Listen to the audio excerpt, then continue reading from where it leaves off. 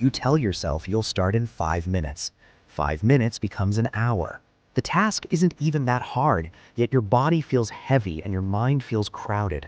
And somewhere in the back of your head, a quiet voice whispers, maybe I'm just lazy. But what if that isn't true? What if you're not avoiding effort, but carrying too much invisible weight? You wake up already tired, not physically, but emotionally.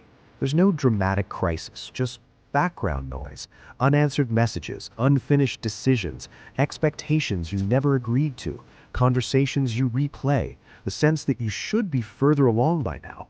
So you scroll, you delay, you reorganize small things instead of starting the big one. From the outside, it looks like laziness, but inside, it feels like having too many tabs open at once.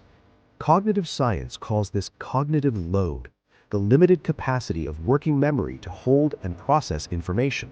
When emotional concerns compete for space, performance drops, not because you lack discipline, but because your system is saturated. Over time, you don't just delay tasks, you delay decisions, conversations, and even becoming who you want to be. Through self-perception theory, you start building an identity around avoidance. This is just who I am. But what if procrastination isn't apathy, but protection? Your nervous system conserves energy when it senses threat, social, emotional, or uncertain.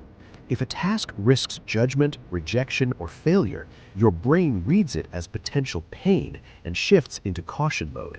Chronic stress heightens the amygdala and reduces the efficiency of the prefrontal cortex, making planning and initiation feel heavier.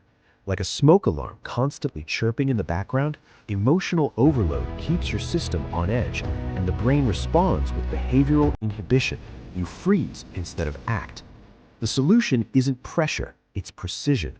Externalize the load by writing down open loops to free working memory. Separate effort from identity by changing "I'm lazy" to "my system is overloaded." Reduce emotional friction by naming the feeling attached to a task, which calms the amygdala and strengthens regulation. Shrink the threat window by committing to just 5 minutes, lowering perceived risk and rebuilding momentum. You are not a broken engine. You are an overloaded circuit. When too many emotional currents run at once, the system dims the lights to prevent burnout.